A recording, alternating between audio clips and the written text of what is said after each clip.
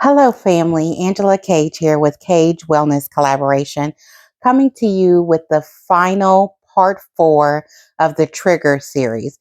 In part 1 of the series, we talked about the importance of identifying your triggers. In part 2 of the series, we talked about how to identify your triggers.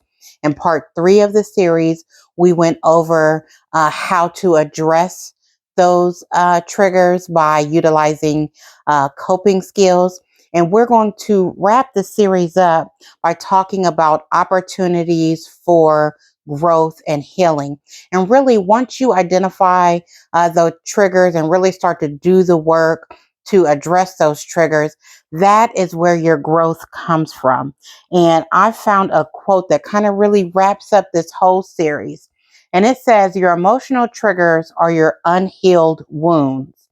Once you identify triggers, you have the opportunity to break free, respond differently, master your emotions, and take back your power." And that's really what it's all about. You want to be free from what triggers you. You want to be able to respond differently whenever you do have a situation that causes you adverse or negative emotions.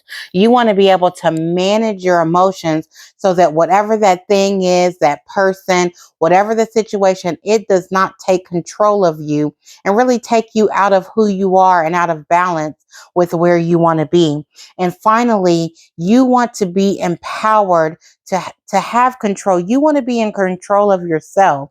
And it is an empowering feeling to have once been triggered by something and to get to the point where that thing, that person, whatever it is, no longer has any impact on you. It's a non factor. And one of the earlier parts of the series, I believe it was part 2, where I talked about identifying triggers. I talked about at one of my jobs, there was an individual who they triggered me. Even seeing their face or hearing their name caused me a trigger and caused me to be triggered. And once I did the work and really connected the dots, I found that this person triggered me so much because disrespect is a trigger for me. And this person was so disrespectful that I couldn't hardly stand it. So that's why they triggered me. But I actually did work. When the person's name would come up or the little image would come up whenever the email would come through, I immediately put the email to the side, like I didn't address it right away. And that was me taking a step away from it, disconnecting from the situation, taking my deep breath. And because immediately what I was thinking is, what does this person want now? Like I expected the bull. Like I expected it to be messy. That's what I expected. So I stepped away and I decided when I was ready to deal with it. And it was a time I would deal with it when in a time when I wasn't emotionally fragile. I didn't have a bunch of other stressors going on to where if I could feel something rising up in me, I could think to use a coping mechanism to mitigate and alleviate those negative emotions. And I was able to continuously do that to the point where the name of the person is no longer triggering. The seeing the person face is no longer triggering for me. They don't have any power over me. And that's the empowering thing that I really want you to get. I don't want anything controlling you. I want you to be in control of yourself, your life, your emotions. I want you to be in the driver's seat of the car, not just going along for the ride. So it's going to be very, very important that you all do your work because you do want to grow. You do want to heal. And one thing that I always say about growth is uncomfortable. So as you're doing this work, identifying these triggers, utilizing the coping skills and getting to the place where you're triggered less and less by the person, the event, the situation, It's not fun. It is uncomfortable.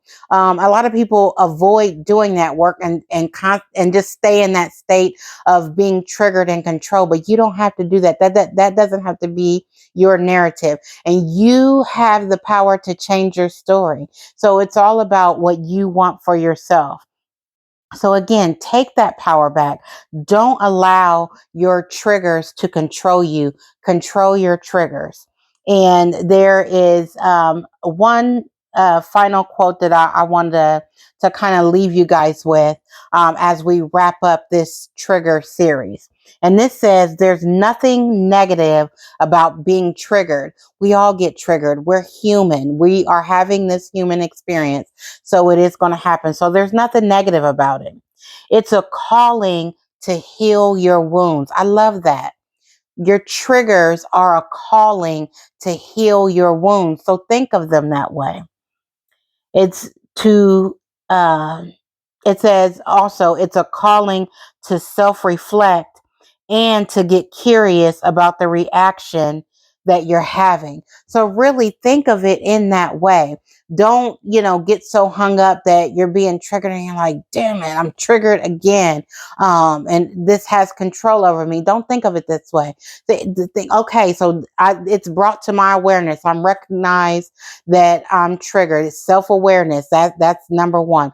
Okay, what am I going to do about it? And take the steps to do the work to address the trigger, because in addressing the trigger, healing comes out of that, because I was healed from the trigger. So this person doesn't control me anymore. I was able to rise above that. And that's what I want for you all.